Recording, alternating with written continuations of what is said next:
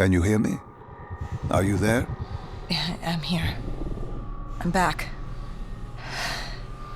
I'm ready to continue. Good. Now that you've begun conditioning, Leg 70, after coalescence collapsed. You were trapped in Singapore. With quarantine zones unlocked all over the world, we couldn't raise WA command. If we were going to escape, we had to improvise. We turned to the 54 Immortals. They were dangerous and unpredictable, but they were no enemy of ours. Hendricks trusted them? What choice did we have? If we wanted out of Singapore, we had to go through the biodomes. We had to go through the Immortals.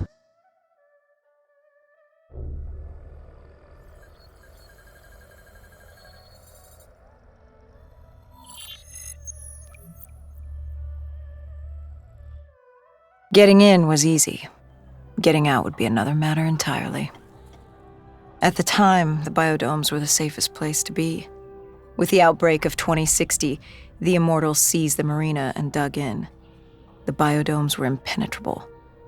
Dead-proof. Hendricks had a contact, Danny Lee. He was slimy as they come, but he could get us transport. Not only that, Taylor had beaten us out of the biodomes, and Danny claimed to know where he was heading. They had this information. Danny was convinced Gojulan had info on her central server. They were doing us a solid, really. But that didn't come cheap. They wanted food, water, weapons, reinforcements from the Winslow Accord. We agreed to their terms, with no idea if we could honor it. The Immortals were a people of their word, and quite efficient in punishing those who did not act the same. Danny was in a bad mood. The Immortals weren't exactly happy to see us. They knew our part in what had happened in Coalescence. Danny went so far as to accuse us of opening the containment zones ourselves. Hendricks persuaded him otherwise. But that didn't change how I felt. We were there. We had our chance to stop Diaz in the server room. You cannot blame yourself for what is out of your control. There were powers in play far greater than your own. Powers with far more control. You were a pawn in his game. You mean Deimos? Well, as it turns out, we weren't his only pawns in the room. How do you mean? You can get us a ride out? Sure, I'll give you that. But claiming to know where Taylor was? Know that saying, too good to be true? Something was wrong. There was something malevolent, malicious. I called Danny out. I wasn't too happy with that. But then again, we assumed he was just scared. The outbreak now occurring worldwide was unprecedented. We were all scared. Up till now, we'd become complacent. We got comfortable. The dead had stayed in their cage, and we kept pretending nothing had happened. Taylor and Diaz changed that. Pandemonium, riots, civil war, countries were already tearing themselves apart, in many cases before the dead even reached them. But Danny wasn't scared. He was stalling. And it only took us another moment to find out why. The Go siblings. Danny set you up. No. This was different. It was their eyes. Hollow, empty, void of life, like they could see right through me. They all had it, just like Diaz. It was only later we found out all higher-ups in the Immortals were outfitted with D&I, like us. If only we'd known the part our own technology would play. The thing about dead killers, though, there's always a plan B. We had a robot squad in place, ready if the situation took a turn. Gojulan bolted before our robots got her. She was headed for the server room in Cloud Mountain, the only place we could put in the call from transport. It became quickly apparent that uninvited guests had joined the party in the biodomes. The dead were flooding into this safe haven. It was about to become hell on Earth. We had to move. We had to get to Cloud Mountain.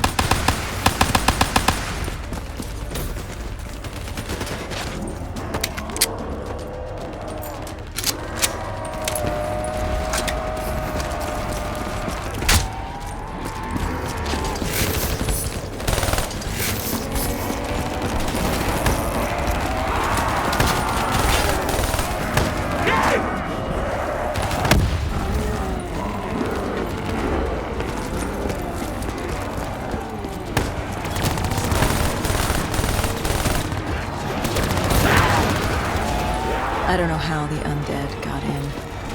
A forgotten open gate. A child's mistake. A poorly nailed board over a window. It didn't matter. It was spreading fast. We were already outnumbered 20 to 1. The remaining humans scrambling away were locked in their homes.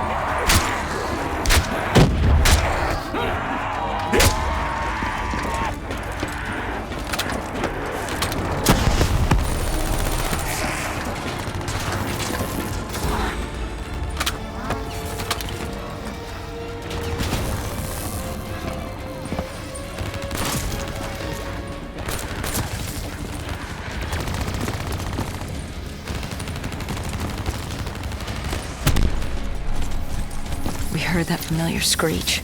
Parasites, mutated creatures born out of 6115, were flying towards us.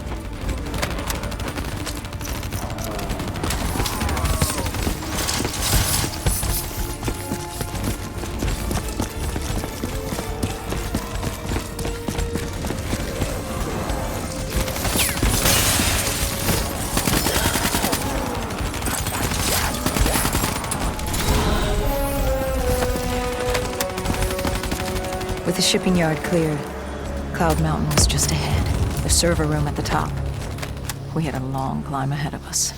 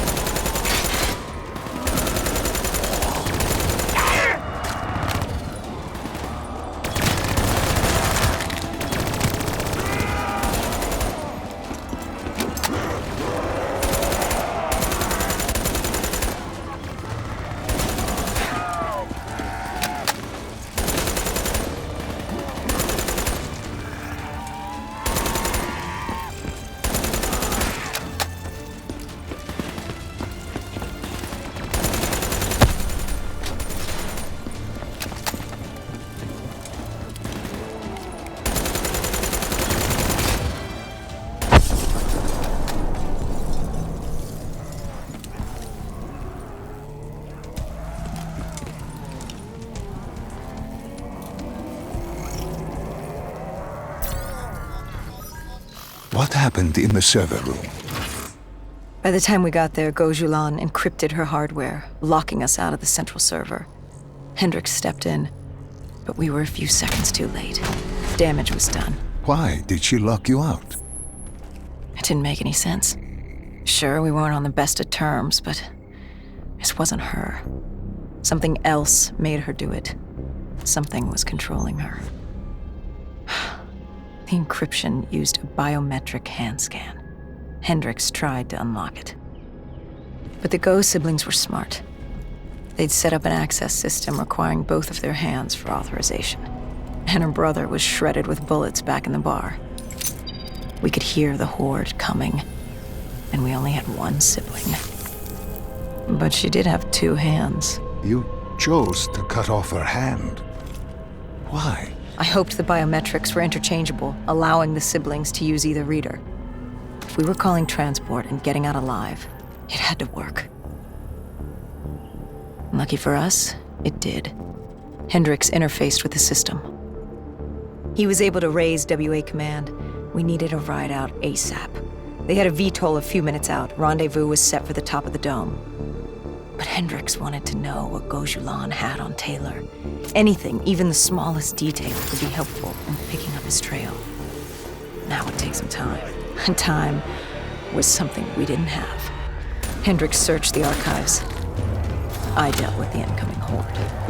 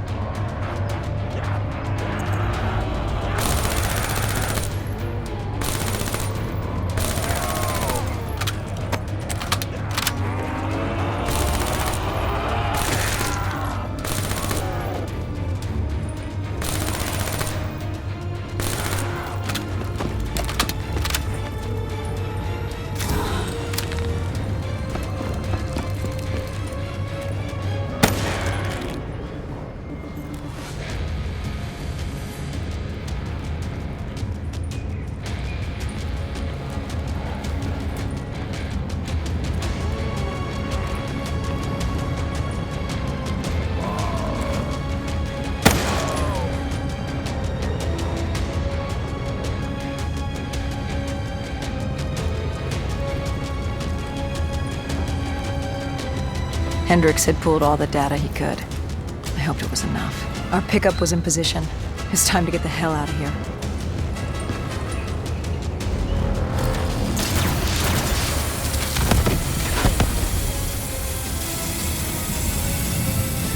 Our bird wasn't alone in the sky. Our VTOL had caught the attention of an old, automated race. We needed to find another way.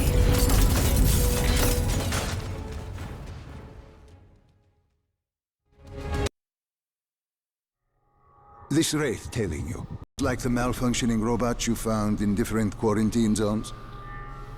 The kind targeting anything and everything as an enemy? Just like that. Except more deadly scale. And this one was very interested in us. Command had an exit route. Extraction set beyond the swamps. If we crossed the super trees, there were shipping docks where we could commandeer an airboat. It's easier said than done.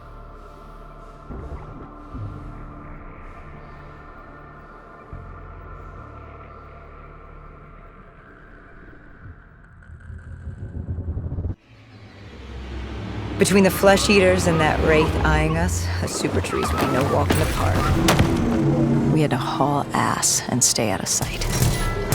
But they weren't our only concern. Winslow Accord picked up chatter ahead. Apparently, we weren't the only humans using the docks to escape.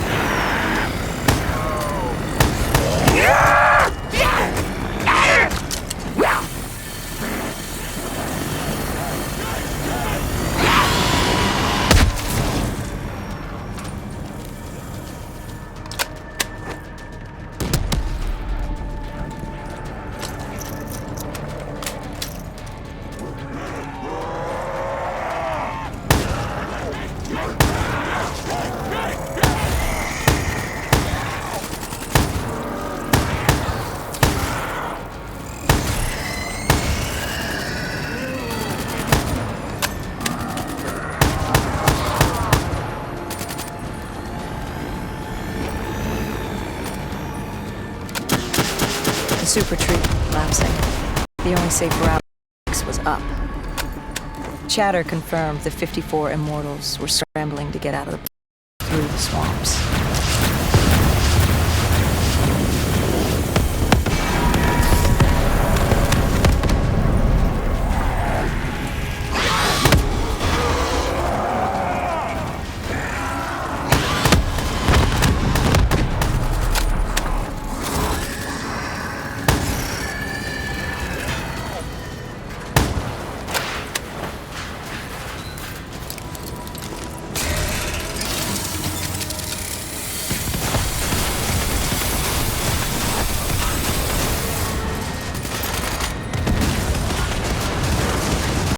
From the sound of it, they wanted us dead as much as the flesh eaters did.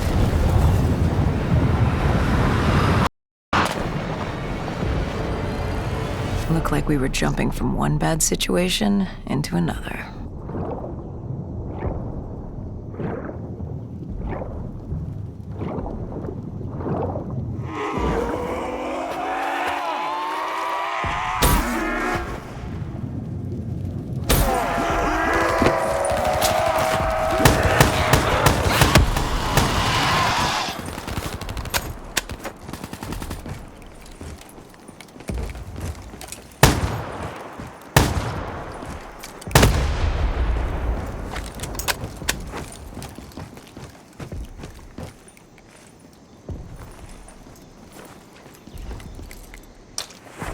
Hendricks commandeered an airboat and set the autopilot.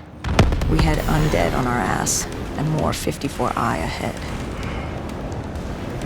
And that rogue wraith wasn't done with us yet.